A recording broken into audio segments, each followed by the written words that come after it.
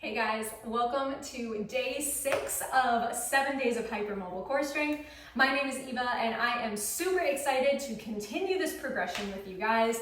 So we have done a lot in the last 5-6 days. We've gone from just doing some very baseline core activation skills, some very foundational work, to continuing into some more kind of classic strengthening series. And most of the videos at this point have just been done flat on our backs. So today I think it's important to integrate a different position because you want to be able to stabilize and activate your core in multiple positions through your life, not just while you're flat on your back. So today we are going to primarily be on our hands and knees. Now I know that quadruped position can be a little tricky for the bendy babes with hypermobile wrists. So if you have any sort of support, a low coffee table, a futon, somewhere that you can just like pop your forearms on instead, that's a totally valid option. If that's not something accessible to you right now, this might be a better workout to come back to, so you don't have to put a lot of strain on your wrists. You can also always grab wrist braces if you have those accessible to you. But we are gonna go ahead and dive on in. First, an administrative announcement kind of relating to the wrist thing. If any of these exercises do not feel good to you today, please just don't do them. You can always come back to this workout later, but there's no point in pushing through pain. So please stay with me on that. But all right, we are gonna come to our hands and knees, or your elbows and knees, whatever you've got access to. And let's just start nice and simple with some breath. Big inhales and exhales.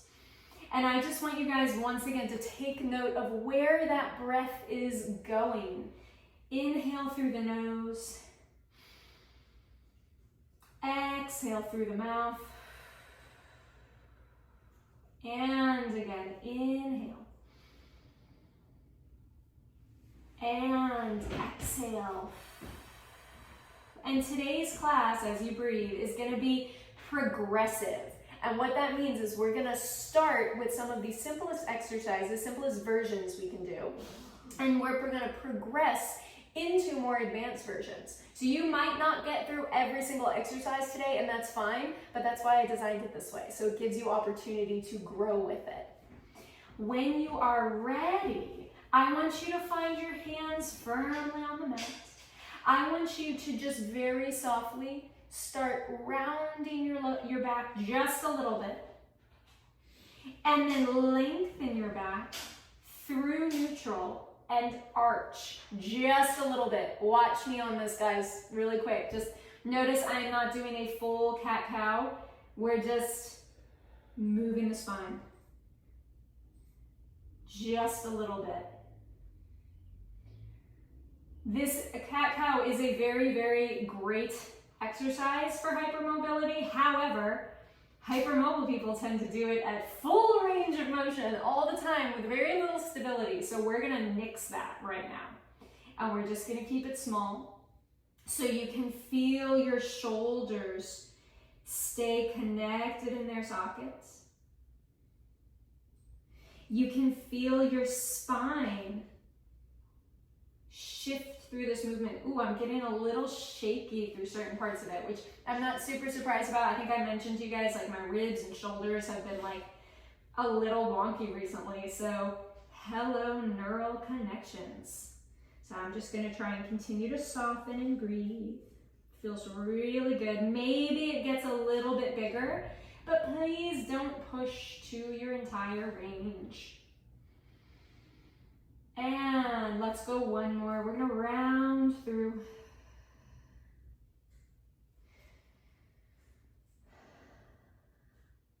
We're gonna arch the back.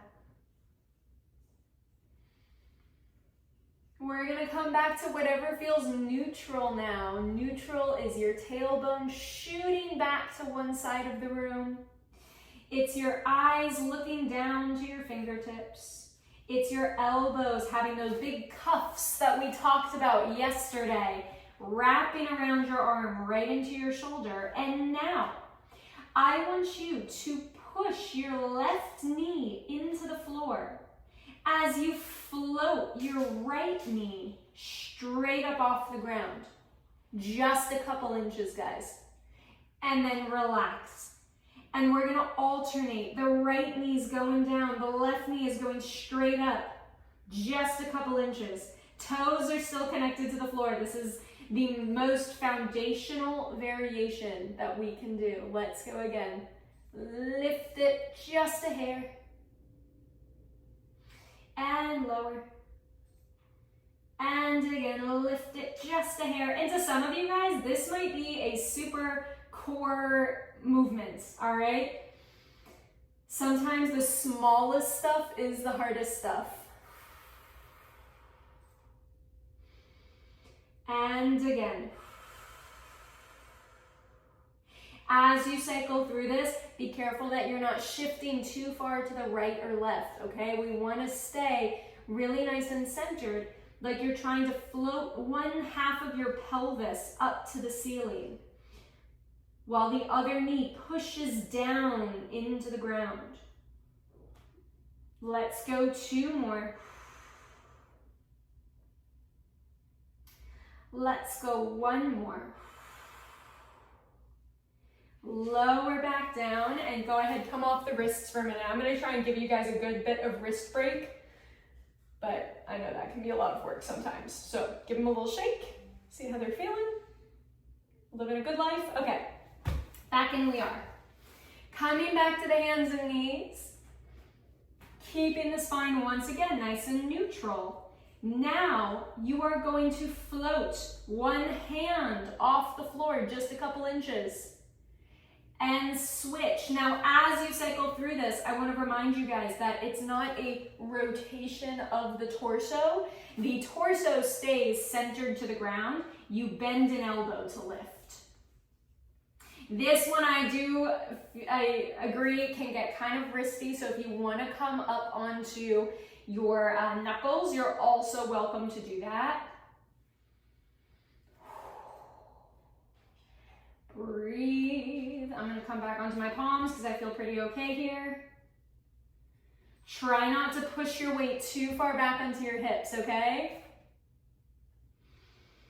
Let's go. 3, 2, 1. Relax and sit back. That's one where I don't know if any of you guys feel it, but every once in a while I feel like a sternum adjustment, which is often a good thing because it means the sternum wasn't aligned, but you're getting all these muscles, particularly around the obliques, the serratus, the kind of mid-core, nice and active, so things can kind of shift back into place and your pecs get engaged in a good way. So I just got like a couple little nice pops there. Alrighty, back we go. And we are going to continue on going back into the legs. So this is a now more advanced sequence. We are going to lift one knee just a couple inches. You're gonna lift the foot. See how that feels to you, and if that feels good, can you elongate one leg just so far back as feels good to you? You notice I'm not at full extension, and that's fine. Bring it back in. Bring it back down and switch. And as you cycle through this, I still want you to focus on pushing your grounded knee into the floor. So what's that going to do? That's going to help us find stability. It's going to help keep us from shifting over to our standing leg. It's going to help us stay squared to the floor. If you're feeling weight shifts between your right and left hand, that's okay. That's normal as you cycle through this. So long as this still feels good to you, if you want to advance it, can you add a single arm lift? We're going to lift the opposite arm. So right leg is going back, right arm is going forward. Find those cuffs from your shoulders to your wrists. And then you can switch. One knee pushes down, arm and leg are reaching. And only go so far as you can stay really long and strong, guys. We're not looking for stupid amounts of height, okay? We don't need that right now. Even if what your reach is half of what I'm doing, that's fine. Start somewhere and you can build from there. Find that connection to your core once again.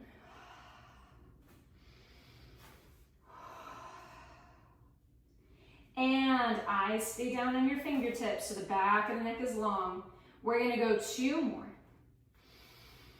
Whew, getting tired on these. Let's go 1 more. And bring it back down and go ahead and relax. Ooh, come off those wrists. Now, like I said, this class is designed to be a progressive series. So maybe you got through all of those exercises. Maybe some of them were a little bit too advanced, and that's fine. We all got to start somewhere. But this is nice because it's a class you can grow with as you get stronger. All right, we're shaking out the wrists. Yeah. And we'll do a little like wrist forearm release before we end the day today, just because it'll be nice. But I think we've done enough on the wrists today. So we're gonna switch gears. I'll be kind. And we're gonna come down to a side position. Because like I said, I think it's very important for when you're talking about core activation, it's important to be able to activate in multiple angles and create activations that are functional for life, and we don't live our life just laying flat on our back. That's just where we find the foundations. So long as you still feel good for it, check in with your shoulders. You guys are gonna join me in a side lying position. We've been here before for previous classes. Check in that your elbow isn't pretty much right underneath your shoulder. I don't want you all the way out there or tucked under you. I know I'm in kind of a baggy shirt today, but all this movement is going to be very simple, and you're going to use your top hand for feedback. Wrap your top hand around your rib cage. Let the weight of your ribs very softly drop into this hand, and then on your exhale, shift the weight away from your hand. So your hand doesn't move. You're not pulling your ribs. You're not pulling your ribs up by your hand. You're pulling your ribs away from your hand. And then you're very softly gonna drop back into your hands. Not a huge amount here, guys. And exhale. Lift your ribs away from your hands. You have a 1/2 inch of space between your ribs and your hand. And then inhale, let your ribs sink down into your hand. And then exhale. You've got a 1/2 inch of space between your ribs and your hand. Let's go 3 more. Float. And 2 more. And float. 1 more. And float. Ooh, that's hard. Up, up, up, up, up, up. Breathe there. And then go ahead and relax. All right, nice job, guys. Let's flip to the other side. This will be the last sequence we do today. Setting it up, just knees are stacked however feels good to you. Elbow is pretty much right underneath the shoulder. I want you guys to make sure you're not rounded forward or open flying back. Your body is facing forward, facing me. Starting nice and solid, let's get your hand underneath the side of your rib cage. Let's inhale to let the weight of your ribs just softly drop into that hand. And on your exhale, your ribs are gonna lift away from your hand. Ooh, that's hard. And then let's go again. Inhale. And exhale. Got a couple of shifts happening on my end that I'm just gonna let happen. Let's inhale. Sink the weight down. It's very subtle, guys. Exhale. And again, inhale. This one is much harder to activate my bottom obliques. Ooh, yeah. I'm gonna go 2 more. There we go. Dropped in. And exhale.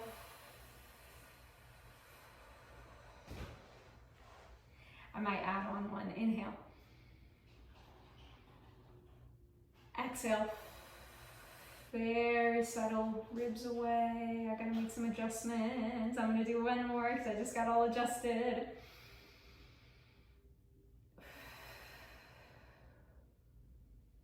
Ooh, that's tricky. All right, guys. Go ahead and relax.